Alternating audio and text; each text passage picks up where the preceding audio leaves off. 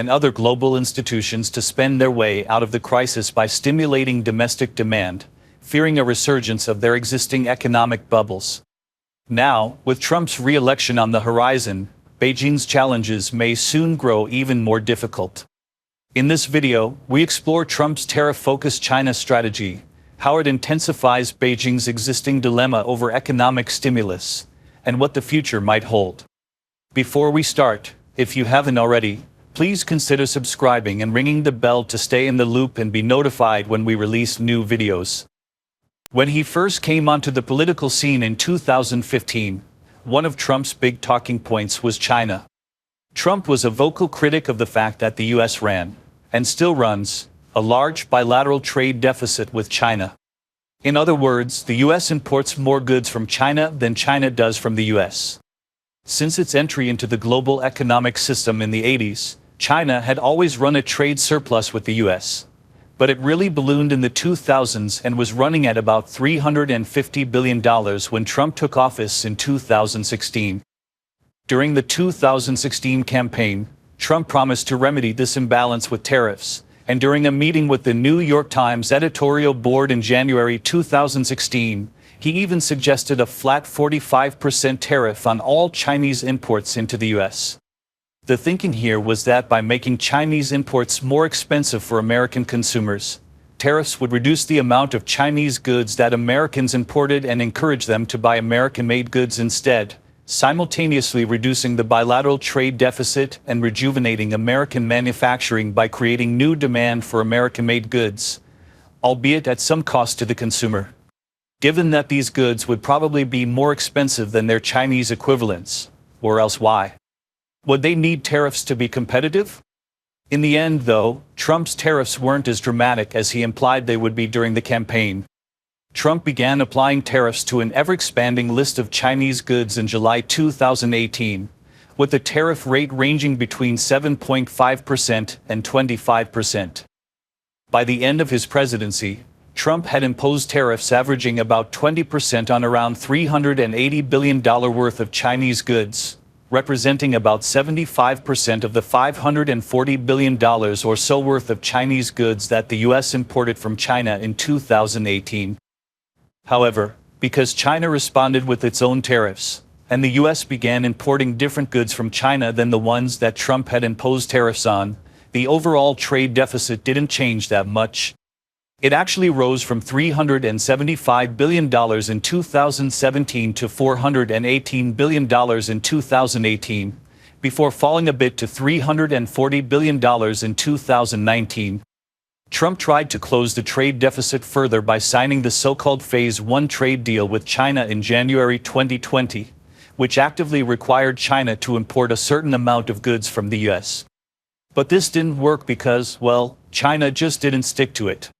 The overall trade deficit did fall to a low of $38 billion in 2020, but this drop was probably mostly due to the pandemic, and the deficit increased again in the next few years, reaching $382 billion in 2022. While it fell a bit in 2023, it's risen by nearly 5% so far this year compared to the same period last year, and China's overall trade surplus is due to reach a record $953 billion this year. For his part, Biden actually kept all of Trump's China tariffs and even introduced new ones on a range of apparently strategic items earlier this year, including electric vehicles, solar equipment, and batteries. This shouldn't come as a total surprise, given Obama and Biden were actually pretty active critics of China's trade policies during their time in office. Obama made an unprecedented 23 formal complaints to the WTO about China and introduced anti-dumping tariffs on Chinese tire imports way back in 2009. Anyway, true to form, Trump has promised to take things to the next level. He wants to expand on Biden's so-called strategic tariffs, including, apparently, a 200% tariff on Chinese electric vehicles as well as a flat tariff on all Chinese goods. The precise rate for this is currently unclear. The Washington Post originally reported that it was going to be 60%, but Trump has since denied it twice.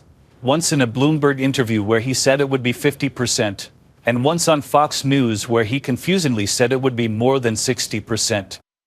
Assuming that China responds with tariffs of its own, this would probably be bad news for both economies, at least in the short term. LSE research suggests that a flat 60% tariff on all Chinese imports could reduce both US and Chinese GDP by about 0.7%. While 0.7% might not sound that bad, it comes at a terrible time for the Chinese economy. For context, China is currently struggling through a long-running economic crisis characterized by weak domestic demand and low consumer confidence. To make up for this weak domestic demand, the Chinese economy has had to rely more and more on foreign demand, i.e., exports, which is why the trade surplus is currently surging. Trump's tariffs would therefore adversely affect the Chinese economy in two ways. First, unless China can find new markets to replace the US, the tariffs would mean less demand for Chinese exports, which is currently the only thing keeping the Chinese economy ticking along. Second, it would exacerbate the confidence problem as Chinese businesses and households hunker down in preparation for any Trump-related turbulence, which would mean even weaker domestic demand and possibly deflation. This leaves the CCP with a more acute version of the dilemma they were already facing, whether or not they should use fiscal stimulus, in other words, government spending, to restart the domestic economy. So far, the answer has been no, because the CCP worries that stimulus would reflate China's dangerously large housing bubble. But Trump's incoming tariffs and the associated risk of a Japan-style deflationary crisis make this decision more difficult. The CCP has so far tried to chart a middle ground. On Friday, just 2 days after Trump's election, they announced a new stimulus package that basically lent local governments 10 trillion yuan, equivalent to about $1.4 trillion, to restructure their hidden debts. This was supposed to boost confidence without inflating any dangerous debt bubbles, but it was met with a lukewarm reaction from investors, and Hong Kong's Hang Seng Index fell by 1.5% on Monday. So, what happens next? Well, there are two ways of reading this. The first is that the CCP is still more worried about the risk of reinflating its various bubbles than it is about Trump tariffs, and will therefore avoid further stimulus.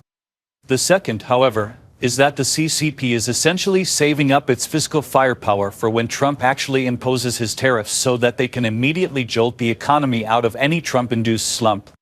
So, we'll just have to wait and see. And that's the latest on today's top stories. What are your thoughts? If you'd like to dive deeper into any of these topics or explore related issues, feel free to leave a comment.